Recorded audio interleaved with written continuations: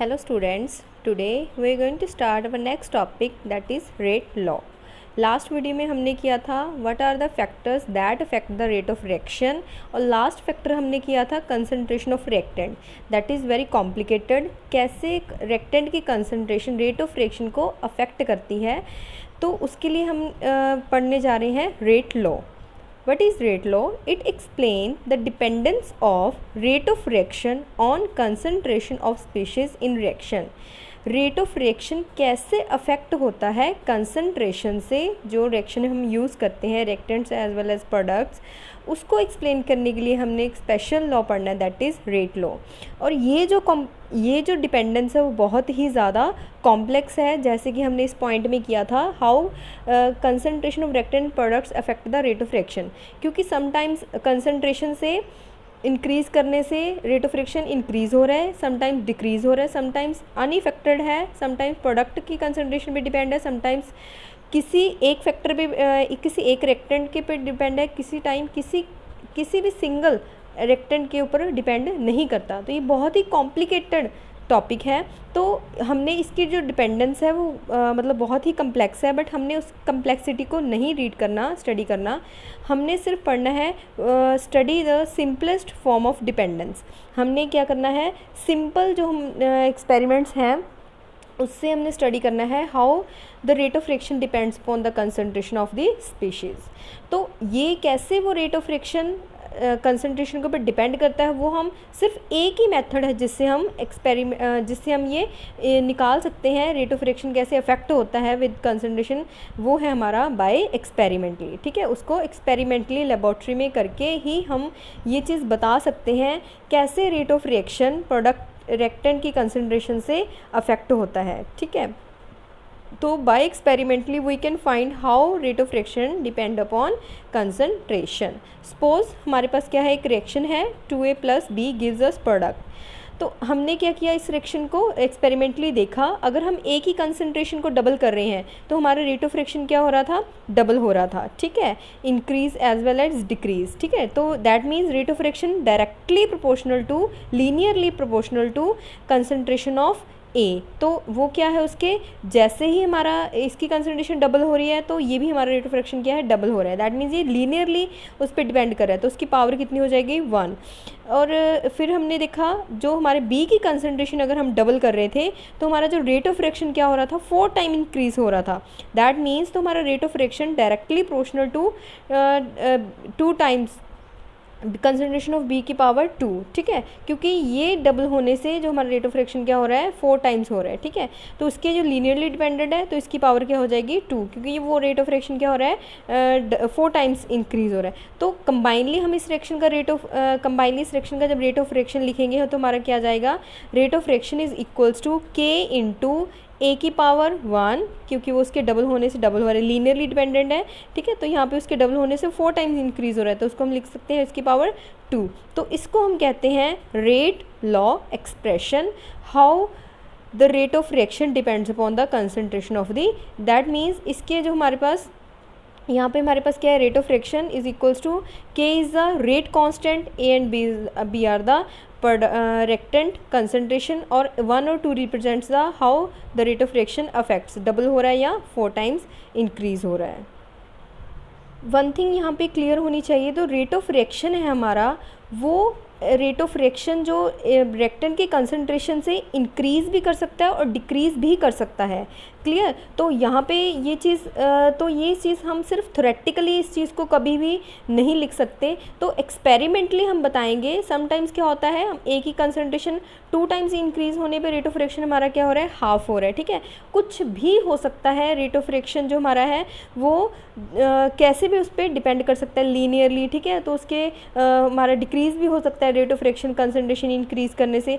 तो ये चीज़ हमें सिर्फ और सिर्फ पता चलेगी बाय एक्सपेरिमेंटली. ठीक है, उसको करके ही लेबोरेटरी में ही करके हम प्रूफ कर सकते हैं जो रेट ऑफ रिएक्शन क्या है, कैसे अफेक्ट होता है विद कंसंट्रेशन ऑफ रिएक्टेंट से. क्लियर, तो इसको हम थ्योरेटिकली ये चीज़ नहीं है भी हम उसको प्रूफ कर सकते हैं. अगर रेट ऑफ रिएक्शन हमने ऐसे लिख दिया डबल हो रहा है तो वो यहाँ पे भी डबल होगा. ठीक है, तो हर एक रिएक्शन का ये rate of reaction different reactant की कंसंट्रेशन पे डिपेंड करता है. तो उसके बाद हमारे पास आया था लॉ ऑफ मास एक्शन, जो कि हमारे पास टोटली एक थ्योरेटिकल कंसेप्ट था।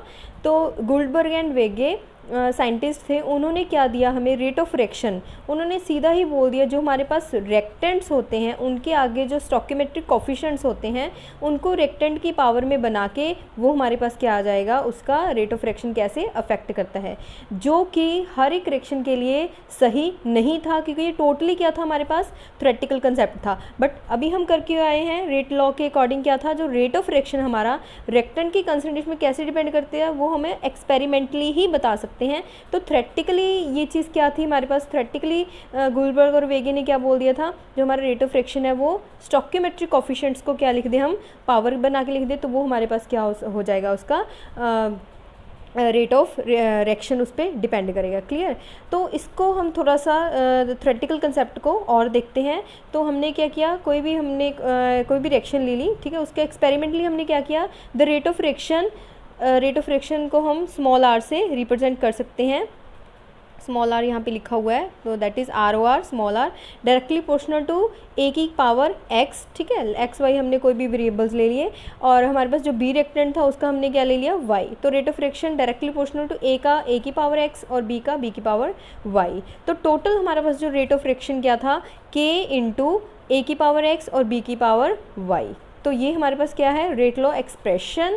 तो यहाँ पे हमारे पास ए और बी क्या है, concentration of A and B in mole पर लीटर, और एक्स क्या है हमारे पास, order of uh reaction with respect to A, ठीक है, एक्स क्या है हमारा, order of reaction with respect to A, और Y is the order of reaction with respect to B. That means वो रिएक्शन जो हमारे पास रिएक्टेंट है उस पर कैसे डिपेंड कर रही है, वो उसको हमने एक नया नाम दे दिया, ऑर्डर ऑफ अ रिएक्शन। तो दोनों ये एक्स और वाई क्या है हमारे पास, ऑर्डर ऑफ रिएक्शन को रिप्रेजेंट करते हैं।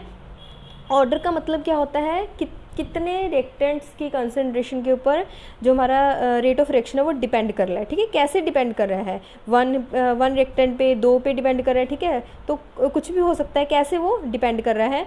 तो यहाँ पे हमारे पास जो x और y है वो क्या है, ऑर्डर ऑफ रिएक्शन है विद रिस्पेक्ट टू x क्या है a विद रिस्पेक्ट टू, और y क्या है विद रिस्पेक्ट टू b। तो ये कुछ भी हो सकता है, हमारा पॉजिटिव वैल्यू हो सकती है, नेगेटिव वैल्यू हो सकती है, जीरो भी हो सकती है, और फ्रैक्शन भी हो सकता है। तो हमने इन दोनों को कंबाइन करके जो रेट ऑफ रिएक्शन लिखा है, तो रेट लॉ एक्सप्रेशन में से हमने क्या कर दिया, इनको सम अप कर दिया। तो ये x प्लस वाई क्या बन जाएगा हमारे पास, all over order of reaction. Clear. तो यहाँ पे हम क्या लिख सकते हैं, n is the order of reaction. इसको हम लेटर ऑन डिटेल में स्टडी करेंगे ऑर्डर ऑफ रिएक्शन को। तो यहाँ पे हमारे पास नेक्स्ट क्या है, देयर इज़ अ के is a special type rate constant, और जिसको हम वेलोसिटी कांस्टेंट भी कहते हैं, ठीक है, वेलोसिटी मीन स्पीड पता चलती है हमें रिएक्शन की, स्पेसिफिक रिएक्शन रेट भी कहते हैं इसको, ठीक है। इसको हम डिफाइन करते हैं।